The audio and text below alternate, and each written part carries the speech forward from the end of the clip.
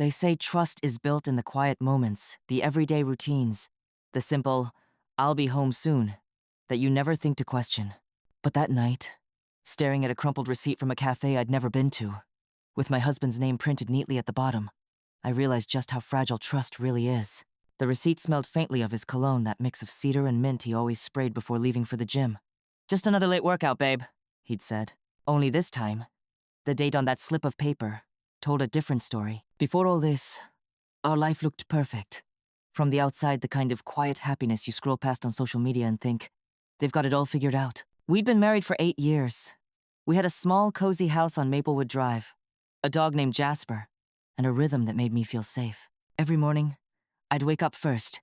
I'd make coffee 1 cup black for him, 1 with almond milk and cinnamon for me. He'd come down the stairs still half asleep, hair a mess, smiling that sleepy grin that used to melt me every time. We'd sit in silence for a few minutes, sipping coffee while the morning sun crept through the blinds. He was disciplined, almost obsessively so.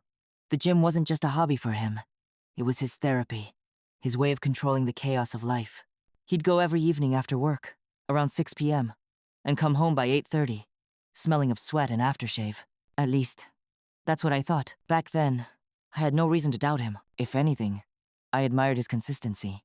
I used to joke that he was more committed to his dumbbells than to date nights. He'd laugh, kiss my forehead, and promise me a weekend getaway soon. Soon never came. Still, I didn't complain much. I worked part-time as a graphic designer from home, and my life revolved around small joys, cooking, watering plants, planning movie nights that we rarely got to finish. It wasn't a bad life, just predictable. But sometimes, when the house got too quiet and Jasper snored softly beside me, I'd catch myself wondering, when did love become routine? I brushed the thought away, telling myself that comfort was a kind of love too. It started small. He began changing after-work plans without telling me. Some nights, he'd text, "Running late. Gym's packed tonight." At first, I didn't think much of it. People change their routines. Life gets busy. But one evening, as I was folding laundry, his phone buzzed on the nightstand. The screen lit up with a message, a name I didn't recognize. Ava. It wasn't a flirty text, not at first glance. Just, "Same time tomorrow? I'll bring the pre-workout this time." I froze. My hands went cold even though the dryer was still running. Who brings pre-workout for someone else? I told myself not to overthink. Maybe she was a gym trainer, or a friend from his new fitness group. I wanted to believe that I needed to believe that. That night I asked casually, "Hey, who's Ava?" He didn't even flinch. "Oh, just someone from the gym. She helps with my form sometimes." He said it so easily that I almost believed him. Almost. But something in his tone, that slight pause before, someone stuck in my chest like a splinter. A week later, he started taking longer showers after coming home. He'd hum in the bathroom, sometimes smiling to himself. The kind of private smile you make when you're thinking about something or someone else. I started noticing little things, a new brand of protein powder, a playlist he never used before, cologne he hadn't worn in years. When I'd ask how the gym was, his answers grew shorter. "Good. Same old. You know, leg day." But his eyes wouldn't meet mine anymore. And yet, every time I thought about confronting him, I'd stop myself. Because admitting the possibility meant accepting that the man I'd built my life around might already be halfway out the door. So, I stayed quiet, pretended not to notice, and let the silence grow between us, the kind that doesn't need words to hurt.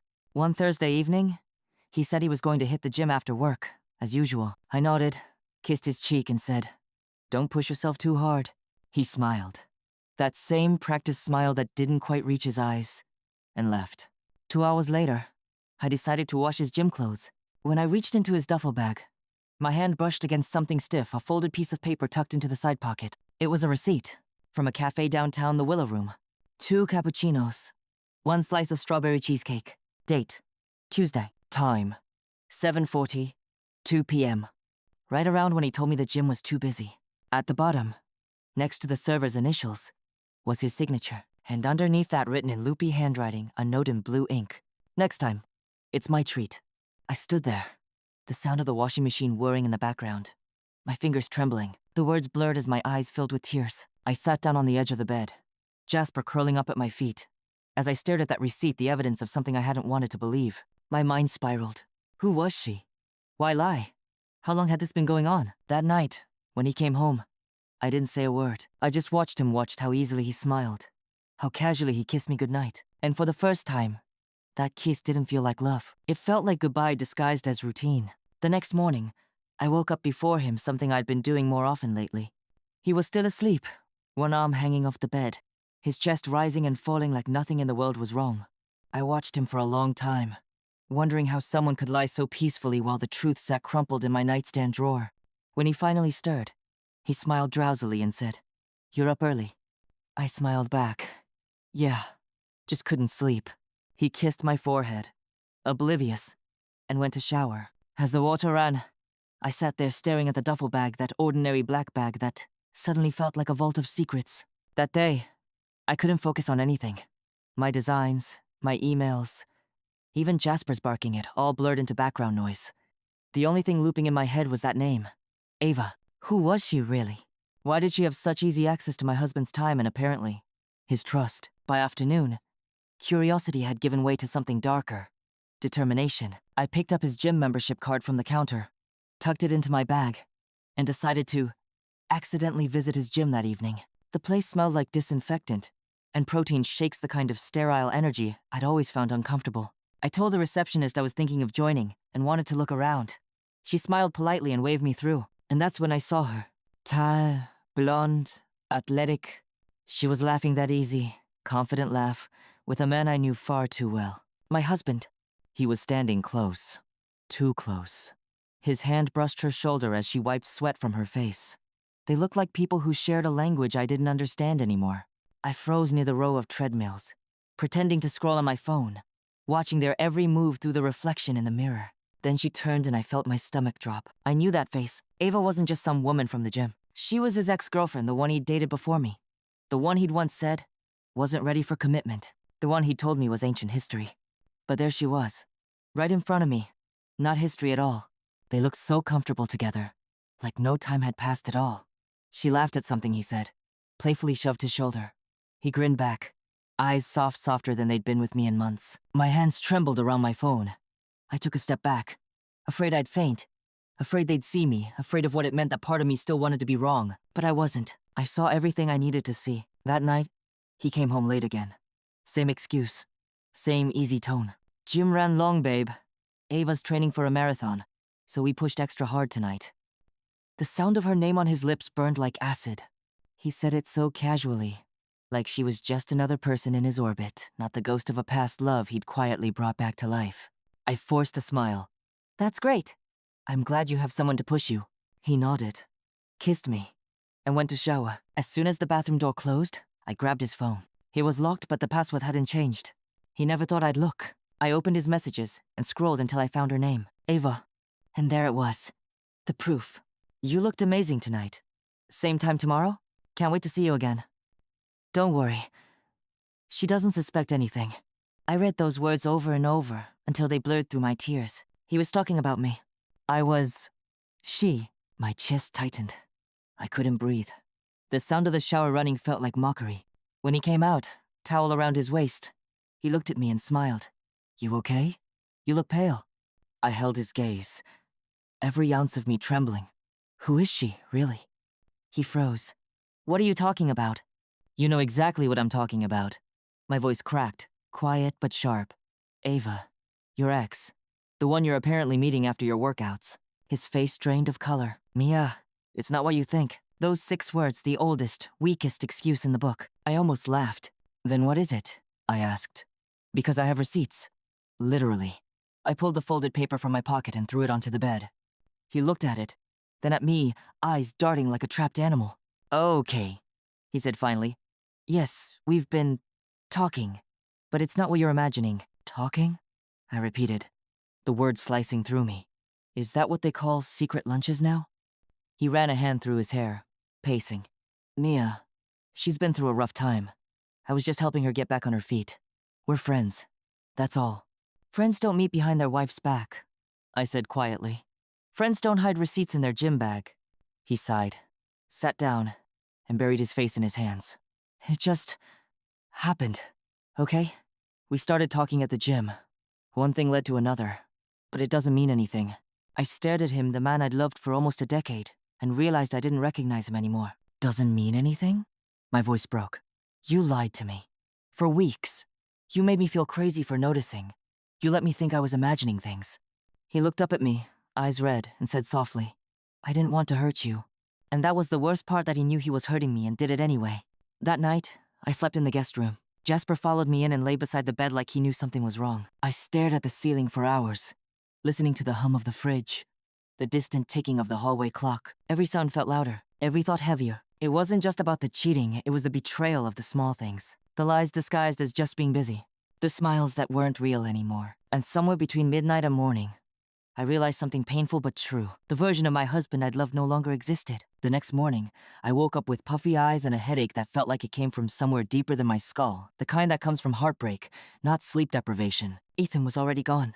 He'd left a note on the kitchen counter, his handwriting painfully neat. I'll give you space. I'm sorry. I stared at the paper for a long time, trying to feel something: anger, relief, sadness, but all I felt was numb. The house felt too quiet. Even Jasper didn't bark when I dropped a spoon. He just followed me around silently, like he was afraid if he made a sound, the fragile calm might shatter. I spent most of that day cleaning. It's strange, isn't it? When life falls apart, we start scrubbing things like if we clean the kitchen floor hard enough, we can erase the mess inside us too. I folded laundry, vacuumed the hallway, wiped the mirrors until I could barely see my reflection through the tears. And then I opened his closet. Inside, everything was exactly as it had been. His shirts, neatly hung and smelling faintly of his cologne, cedarwood, and something else. Something warm that used to make me feel safe. Now it just made me nauseous. I sat on the floor, holding one of his jackets, and whispered, why wasn't I enough? The silence didn't answer. By the end of that week, he still hadn't come home. He texted once or twice, I need time to think, as if he were the one betrayed. I didn't reply. Instead, I started thinking too, not about him, but about me. For so long, my world had revolved around keeping our life together steady. Managing bills, remembering birthdays, planning dinners, keeping the peace when he got moody or distant. But in doing all that, I had slowly erased myself. I couldn't remember the last time I did something just for me. That thought lingered in my mind like a dare. So I picked up my phone and called an old friend, Lena, someone I hadn't spoken to in years. We used to work together before I quit my job to support Ethan's new business idea. When she answered, her voice was warm and surprised. Mia? Wow, it's been forever. Are you okay? And just like that, the wall broke. I started crying. Not the loud, angry kind, just quiet tears that carried years of swallowed hurt. She didn't interrupt. She just listened. When I finally stopped, she said gently, you don't sound okay, but you do sound ready. Ready for what? I asked. To start again. Over the next few weeks, I did something I hadn't done in years. I started sketching again. Designs, layouts, color, studies, the kind of creative work that used to fill me with purpose before I gave it up because Ethan needed stability. I sent some of my old portfolio pieces to Lena. She ran her own small interior design firm now. And to my surprise, she asked if I wanted to collaborate on a project. That one invitation became the first real step toward rebuilding myself. Meanwhile, Ethan kept texting small, hesitant messages that sounded more like guilt than love. Thinking about you. Can we talk? I miss you, Mia. I didn't respond. Not yet, because for once, I wanted to make sure I was answering from strength, not loneliness. 2 months later, he showed up at the house. It was raining that day, the kind of steady drizzle that makes everything look gray and slow. I heard the knock and froze for a moment, then opened the door to find him standing there, soaked and shivering. Mia, he said softly. Can we talk? I stepped aside without a word. He walked in, looking smaller somehow, like guilt had worn him down. The silence between us was heavy, broken only by the ticking of the kitchen clock. He finally said, I ended things with Ava. It was stupid. I made a mistake. I studied him carefully. Why now? He ran a hand through his wet hair. Because none of it meant anything. I don't even know why I did it. Maybe I was bored. Maybe I wanted to feel young again. But it was never about her. It was me. I was lost. I let out a small laugh, humorless, brittle. And what did you find, Ethan? Did you find yourself in her arms? He flinched. I deserve that. Yes, I said quietly. You do. He looked at me then, eyes filled with something that used to melt me: remorse, longing, desperation. I want to fix this, Mia. Please. I'll do anything. I wanted to believe him. I wanted to close the distance between us, to let my heart override my mind. But I couldn't. Not this time. Because trust isn't a door you can knock on and walk back through. It's glass once it's shattered. You can never make it whole again. I said, you broke something, Ethan, and I'm not sure it can be repaired. He stepped closer. But can't we at least try? I shook my head. You had your chance to try before you lied. Before you made me doubt every part of my life. Tears welled in his eyes, but I stayed calm. You didn't just cheat with another woman, I said softly. You cheated with the version of yourself that I used to trust. And that's gone now. He opened his mouth to speak, but I stopped him. I'm not angry anymore, I said. Just done. And I meant it. He stood there for a moment longer, then nodded slowly, as if accepting a sentence he'd known was coming all along. When he left, he didn't look back. That night, for the first time in months, I slept peacefully. No crying, no checking the time, no waiting for footsteps that never came. Just quiet, a healing kind of quiet. And when I woke up the next morning, sunlight was spilling across the floor, warm and golden. I took it as a sign that maybe, just maybe, I was finally stepping out of the storm. When Ethan left that night, I thought that was the end of it. But life has a way of letting truths find the light even when we try to keep them quiet. About 2 weeks later, I was at a small cafe downtown, sipping coffee between design meetings. The place had these floor-to-ceiling windows that looked out over the main street, sunlight hitting the glass just right, making everything outside shimmer. That's when I saw her, Ava. She was walking toward the cafe, head held high, phone pressed to her ear, laughing at something. She looked different than the woman I'd seen at the gym, softer somehow, almost tired. Part of me wanted to leave before she saw me, but another part, the one that was done running, made me stay. She spotted me through the glass. I watched recognition flicker across her face, followed by hesitation, and then, slowly, she walked in. Mia, she said, stopping at my table. Her voice was cautious, polite. Hey, I wasn't expecting to see you here. I took a slow sip of my coffee, meeting her gaze. Neither was I. She shifted her bag nervously. Do you mind if I? I gestured to the seat across from me. Go ahead. The silence between us was thick. She looked down at her hands, then said, I know I don't have the right to ask for anything, but I just want to say I'm sorry. I didn't respond immediately. I watched her, the woman who'd been both a ghost and a storm in my marriage. Her eyes were red-rimmed, like she hadn't been sleeping well. She sighed. He told me he was unhappy, that things were distant between you two. I believed him. I shouldn't have. I told myself it wasn't really cheating if your marriage was already broken. She swallowed hard. But that was just me trying to make myself feel better. Her honesty disarmed me. Not because it made anything right, but because it reminded me that people don't wake up planning to be villains. They just make selfish choices, one after another, until the line disappears. I nodded slowly. I appreciate you saying that. She looked surprised. You do? Yes, I said quietly. Because it means I don't have to carry your guilt for you anymore. She blinked, tears forming. He said you left. I did, I said simply. Sometimes the strongest thing you can do is walk away. We sat there in silence after that. Just two women, sharing the weight of a man's lies in a quiet corner of a cafe. When she finally stood to leave, she whispered, I hope you find peace, Mia. I smiled faintly. I already am. That encounter spread faster than I could have imagined. Small town, shared circles, you know how it goes. By the end of the week, people at Ethan's gym knew. His coworkers whispered. His business partner, who also happened to be our mutual friend, called to ask if it was true. I didn't confirm or deny anything. I didn't need to. The truth had a way of confirming itself. But Ethan, he wasn't doing well. Lena mentioned she'd seen him at a coffee shop near her office, looking hollow, lost. Word was, Ava had cut things off completely after our talk. I wish I could say that news made me happy, but it didn't. It just made me sad. Sad for the man he'd become, and sad for the woman I'd been when I still believed love alone could fix someone. A few days later, Ethan showed up at my studio unannounced. I was in the middle of reviewing a client's design when I looked up and saw him standing in the doorway, holding a small box. He looked worn down, eyes tired, shirt wrinkled. The confident man I'd married was gone. Mia, he said quietly, I wanted to give you this. He handed me the box. Inside was my old sketchbook, the one I'd left behind when I moved out. I found it in the closet, he said. You used to draw on it all the time. I thought, maybe you'd want it back. I ran my fingers over the cover, remembering long nights sketching ideas by lamplight while he sat beside me, talking about dreams we were going to chase together. It felt like a lifetime ago. Thank you, I said softly. He nodded. You look good, by the way. Happier. I met his gaze. I am. He looked down, his jaw tightening. I miss you. I took a deep breath. I miss who we used to be, but I don't miss what we became. He swallowed hard. You're really done, aren't you?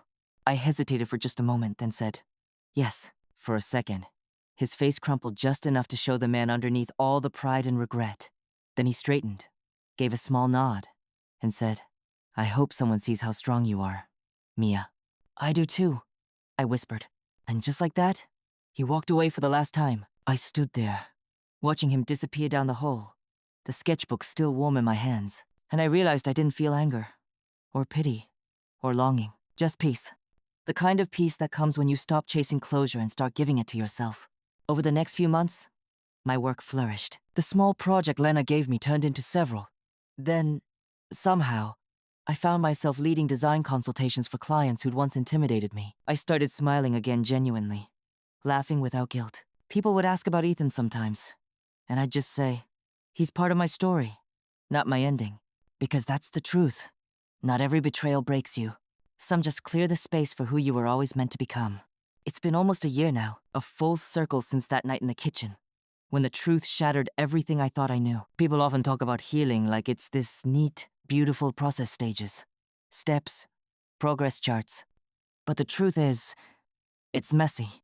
Some mornings, I woke up feeling like I could conquer anything. Other days, I'd find myself staring at the ceiling, wondering if I'd ever feel whole again. But with every small step, one cup of coffee brewed for me, one design finished without the urge to show it to him. I started stitching myself back together. My apartment is smaller now, but it feels like mine. There's a plant by the window that I've somehow managed to keep alive, a wild little fiddly fig that leans toward the light like it knows where it belongs. Sometimes, I think I'm a lot like that plant. Bent, maybe, but still growing. Lena comes over on weekends. We cook together, she handles the pasta. I do the sauce. We laugh until our stomachs hurt. Sometimes about Ethan, sometimes about nothing at all. One night, she looked at me and said, you know, Mia, you're glowing again. I smiled. Am I? Yeah, she said, grinning. You used to look like you were always waiting for something. Now, it looks like you're living for yourself. And maybe that's what healing really is, not getting over someone, but coming home to yourself. A few months ago, I was invited to speak at a small design conference, my first time on stage since college. I almost said no. The thought of standing in front of a crowd made my hands shake, but something inside me, that small, brave voice that had survived everything, said, go anyway. So I did. I stood there, lights bright, heart pounding, and talked about rebuilding not just in design, but in life. About how we sometimes have to watch something we love fall apart to see what was holding us back. When I finished, people clapped. Not polite applause, the kind that feels warm, real, human. And as I stepped off that stage, a woman in the front row grabbed my hand and whispered, thank you. I needed to hear that. It hit me then my pain hadn't been for nothing. It had become someone else's hope. A few weeks later, I ran into Ethan again. It wasn't planned, just one of those small-town coincidences you can't script. He was walking out of the same cafe where I'd once met Ava. He looked better, lighter, somehow. And for the first time, I didn't feel that twist in my chest. He smiled tentative. Hey, Mia.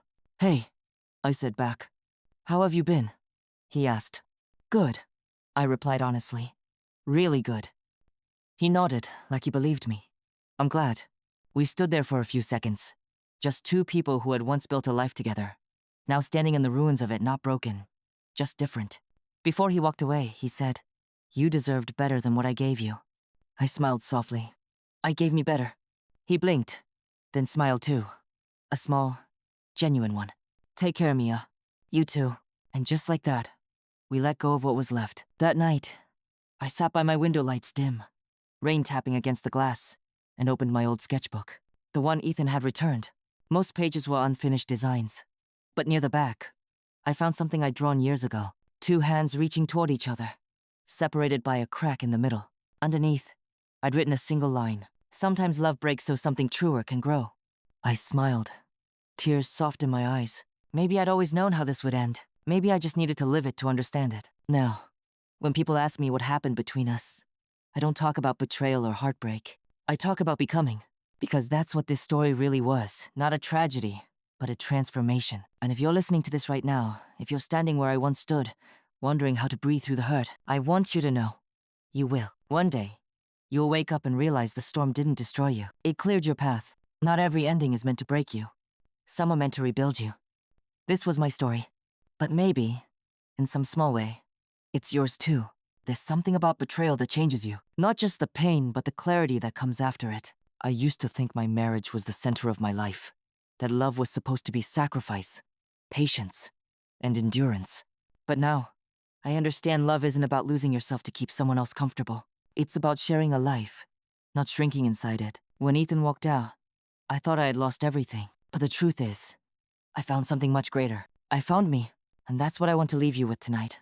If someone ever makes you question your worth, if they teach you to doubt your instincts, or dim your light just to keep them from feeling small, please, walk away, even if it hurts, especially if it hurts, because one day, you'll look back and realize that what you thought was the end was really just the beginning of who you were always meant to be. We can't always control who betrays us, but we can choose what we build from the pieces they leave behind. If Mia's story reminded you of your own journey, your strength, your survival, your quiet comeback, then I hope you'll take a moment to share it below. Because stories like these, they don't just heal the person who lived them. They heal the ones who listen, too. Would you have forgiven him? Or would you have walked away, just like Mia did? Tell me in the comments. And if you believe in stories that make you feel, stories that remind us what it means to be human, then don't forget to subscribe for more real stories, told from the heart. Because somewhere out there, someone needs to hear your story next.